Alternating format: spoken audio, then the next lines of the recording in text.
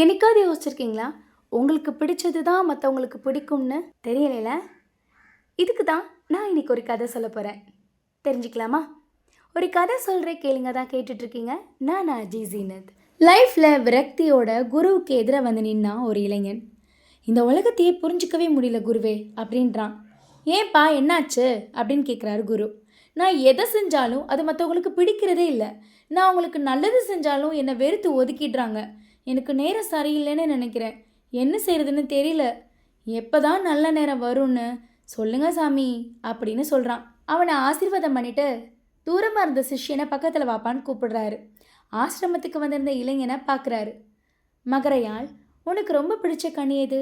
பிடிக்கவே பிடிக்காத கனி எது அப்படின்னு கேட்குறாரு. பிடிச்சது மாங்கனி. டெய்லி சாப்பிட கொடுத்தாலும் சந்தோஷமாக சாப்பிடுவேன். பிடிக்காதது வாழைப்பழம். கோடி ரூபாய் கொடுத்தாலும் எனக்கு சுத்தமாக பிடிக்காது. அதை நான் சாப்பிடவே விரும்ப மாட்டேன் அப்படின்றான். உடனே சிஷ்யனை பார்த்து அதே கேள்வியை கேட்குறாரு குரு. உனக்கு ரொம்ப பிடிச்ச கனி எது? பிடிக்கவே பிடிக்காத கனி எது?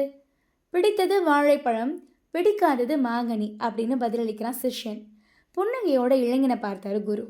உன் நேரத்துக்கும் உன்னை மற்றவங்க வெறுக்கிறதுக்கும் எந்த ஒரு சம்மந்தமும் இல்லைங்கிறது இதிலேருந்து புரியுதா? புரியலையே சுவாமி அப்படின்றான் அவன். உனக்கு புரியுதா அப்படின்னு சிஷ்யனை பார்த்து கேட்குறாரு குரு. ஆம் குருவே அப்படின்னு தொடர்ந்தான். அவருக்கு ரொம்ப பிடிச்ச மாங்கனி எனக்கு பிடிக்காது. எனக்கு ரொம்ப பிடிச்ச வாழைப்பழம் அவருக்கு பிடிக்கவே பிடிக்காது. என்னை மகிழ்விப்பதாக நினச்சிக்கிட்டு அவர் மாங்கனிகளை எனக்கு கொடுத்தாலும் அது எனக்கு வெறுப்பை தான் கொடுக்கும். பார்த்தாயா விபரீதத்தை? இதுதான் உன் பிரச்சனை அப்படின்னாரு குரு. வந்திருந்த இளைஞனை நோக்கி, உனக்கு பிடிச்ச பொருளோ விஷயமோ செயலோ முடிவுகளோ மற்றவங்களுக்கு பிடிக்குங்கிறது அவசியம் இல்லை. விருப்பம் வெறுப்பும் நல்லது கெட்டது எல்லாருக்கும் ஒன்று போல இருக்கிறது இல்லை. உனக்கு இனிப்பு பிடிக்கும்னா அது ஒரு சர்க்கரை நோயாளிக்கு சாப்பிட கொடுத்தா அதனால என்ன பயன்?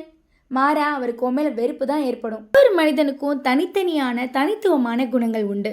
கவனமாக கேட்டுட்டு இருந்தான் அந்த இளைஞன். குரு தன்னோட அறிவுரையை தொடர்ந்து சொன்னார். மற்றவர்களுக்கு உதவி செய்கிறதா நினச்சிக்கிட்டு தொந்தரவு செஞ்சிடுற நீ. எதையுமே உன்னோட கோணத்துலேருந்து அணுகக்கூடிய மனம்தான் உன்கிட்ட இருக்குது. அடுத்தவங்களுடைய கோணத்துலேருந்து பார்த்து அவங்க எதிர்பார்ப்பை செய்யக்கூடிய மனப்பக்குவம் இருந்துச்சுன்னா யாருமே உன்னை வெறுக்க மாட்டாங்க. இப்போ புரியுதா? எதையுமே நம்மளுடைய கோணத்திலேருந்து பார்க்கக்கூடாது. அடுத்தவங்க என்ன நினைக்கிறாங்க அப்படிங்கிறத யோசித்தோம்னா நம்ம லைஃப்பும் நல்லாயிருக்கும். நாம் உதவி செய்யணும்னு நினைக்கிறவங்க அவங்களுடைய லைஃப்பும் நல்லாயிருக்கும். என்ன நான் சொல்கிறது? கண்டிப்பாக இந்த கதை உங்களுக்கு பிடிச்சிருக்குன்னு நினைக்கிறேன். கதை பிடிச்சிருந்துச்சுன்னா மறக்காமல் நம்ம சேனலை சப்ஸ்கிரைப் பண்ணிக்கோங்க. அண்ட் உங்கள் ஃப்ரெண்ட்ஸ்க்கு இந்த கதை பிடிச்சிருந்துச்சுன்னா ஷேர் பண்ணுங்கள். இன்ஸ்டாவில் ஒரு பேஜ் இருக்குது, அதையும் மறக்காமல் ஃபாலோ பண்ணிக்கோங்க. மீண்டும் இதே மாதிரி இன்னொரு அற்புதமான கதையில் சந்திக்கலாம். நன்றி.